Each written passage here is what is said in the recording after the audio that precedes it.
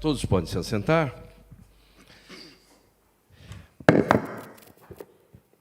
Ele sonda com profundidade.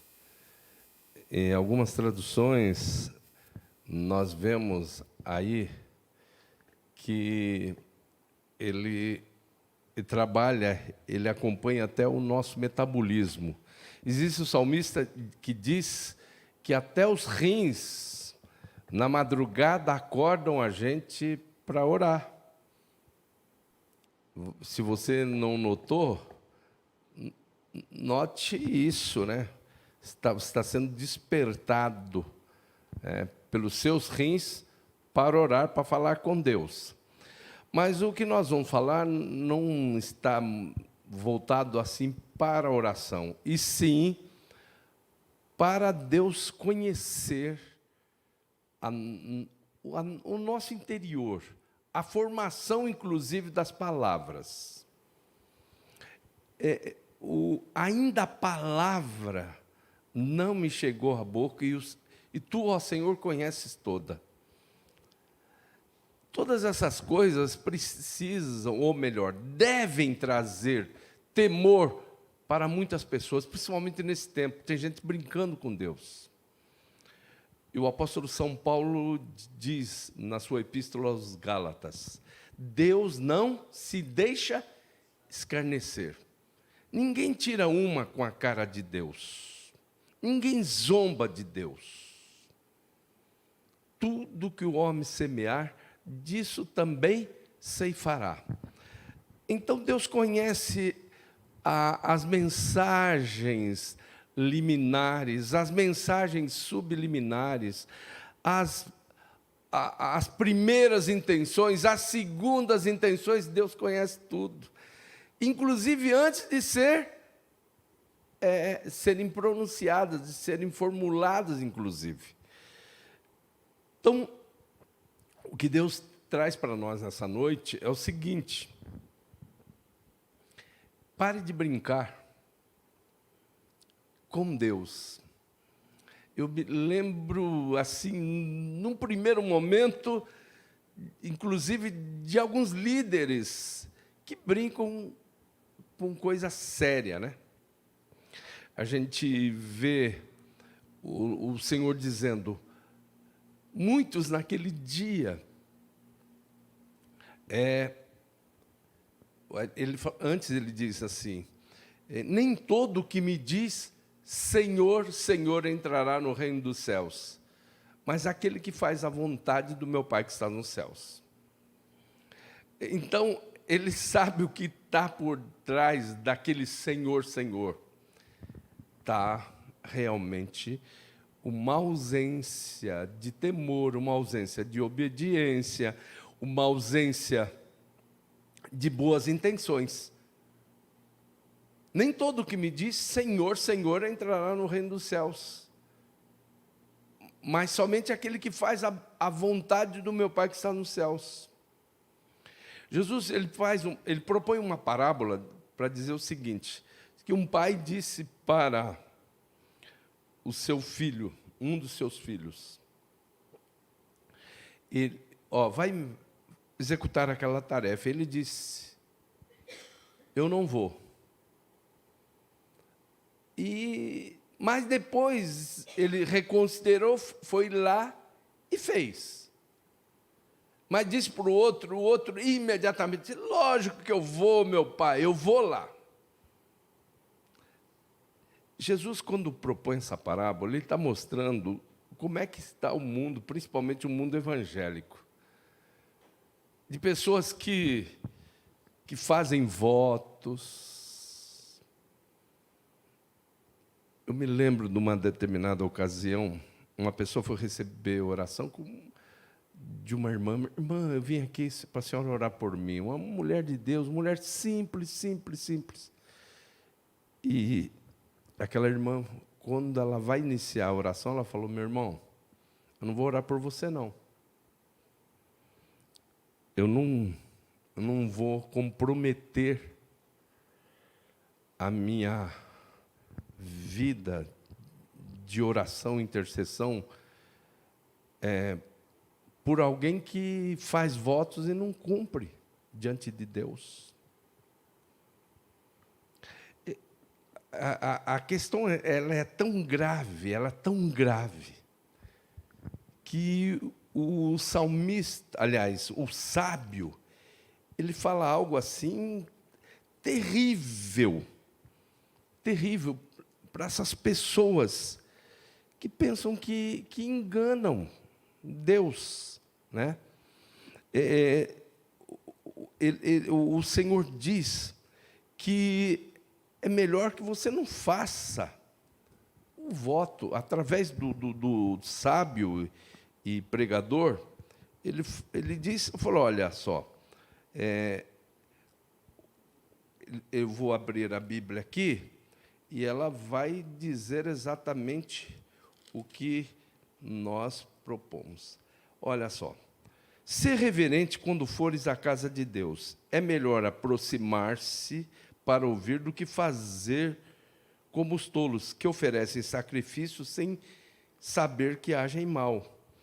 Não te precipites com a boca, nem seja o teu coração impulsivo para fazer promessa alguma na presença de Deus, porque Deus está no céu e tu estás na terra.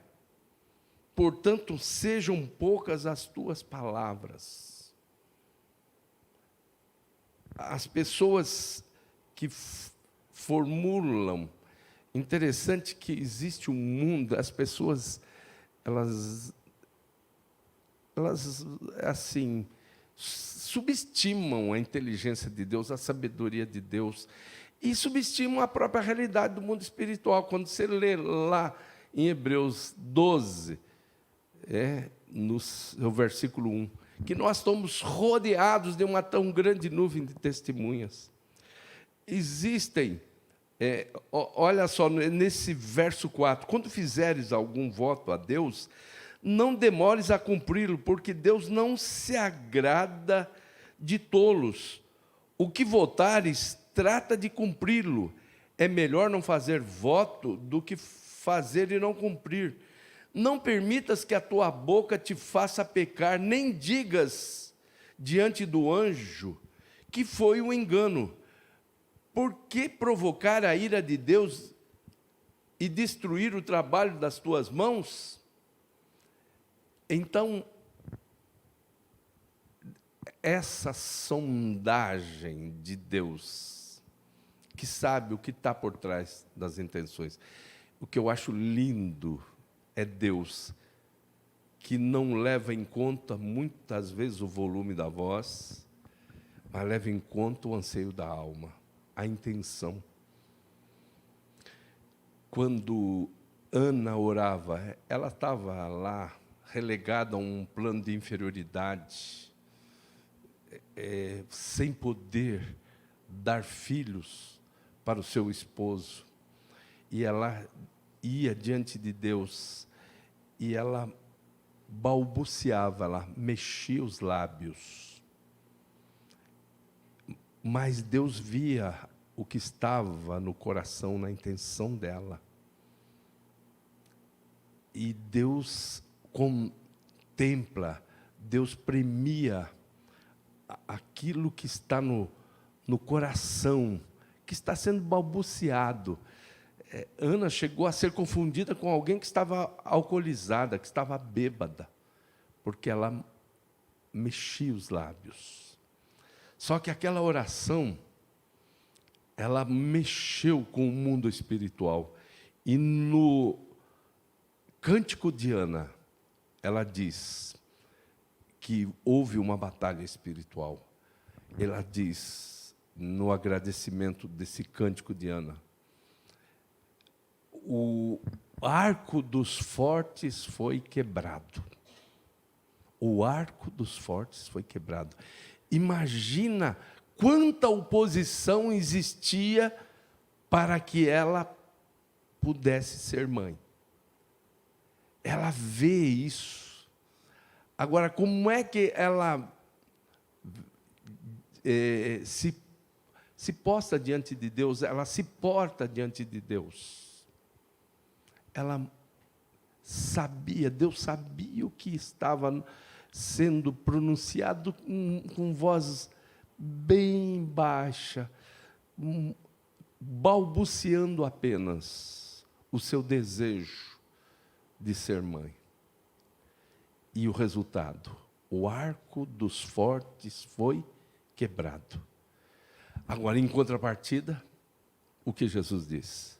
Nem todo o que me diz, Senhor, Senhor, e muitas vezes com impostação de voz, muitas vezes se destacando no meio de um grupo de pessoas, aquela voz impostada, Senhor, Senhor, nem todo o que me diz Senhor, Senhor, entrará no reino dos céus, mas somente aquele que faz a vontade do meu Pai que está nos céus. Naquele dia muitos me dirão, em teu nome nós expulsamos demônios, nós profetizamos, nós efetuamos curas. Então lhes direi abertamente, nunca vos conheci. Apartai-vos de mim, vós que praticais a iniquidade. Ele sonda com profundidade, ele conhece. Ainda a palavra não te chegou à boca, e ele, o Senhor, a conhece toda. Amém? Vamos cantar? Vamos ficar em pé, vamos cantar?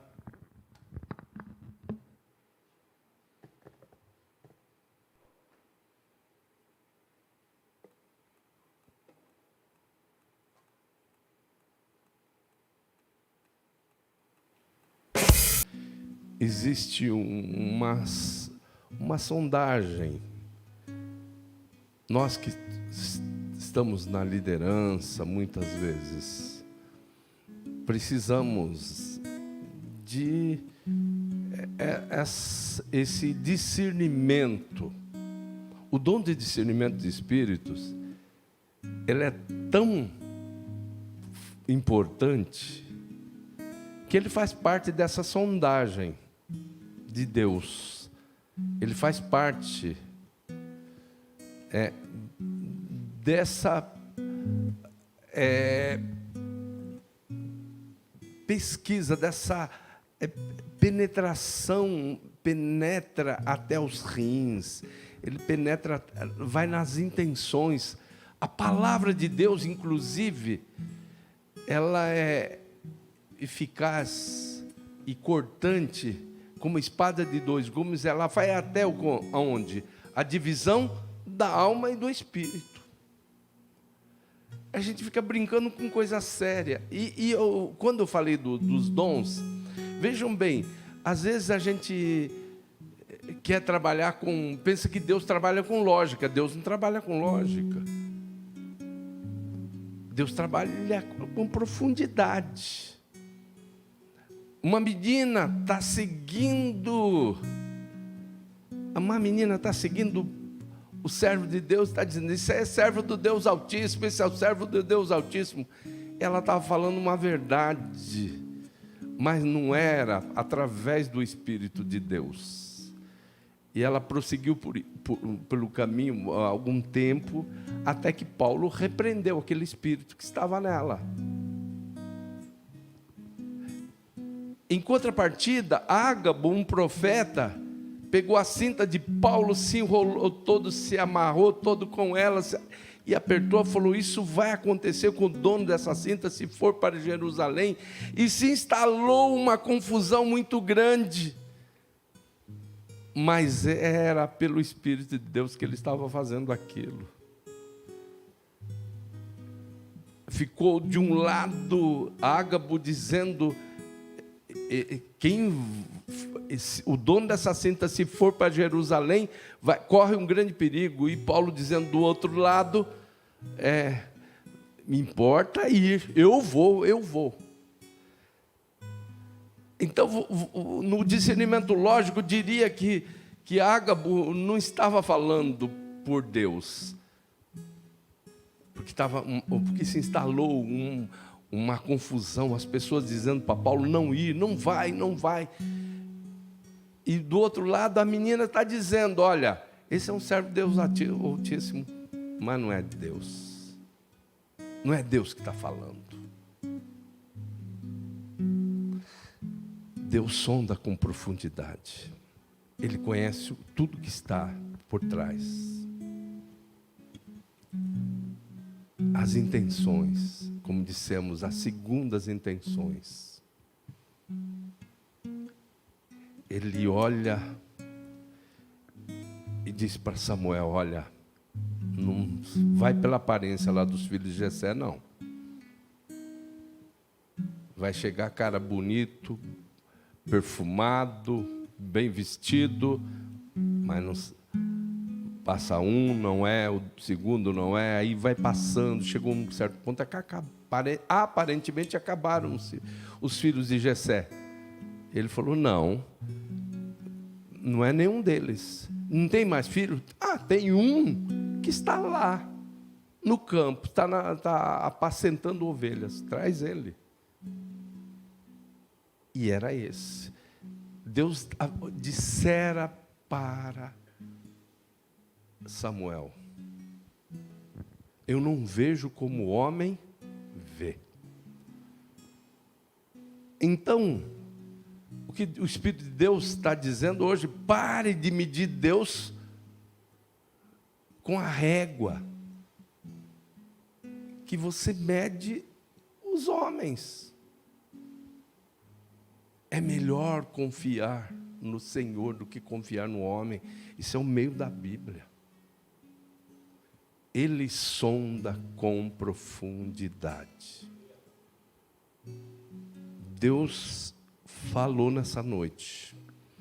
Mais uma vez eu tenho a ousadia de dizer, colocar minha mão direita sobre a Bíblia e dizer: assim falou o Senhor.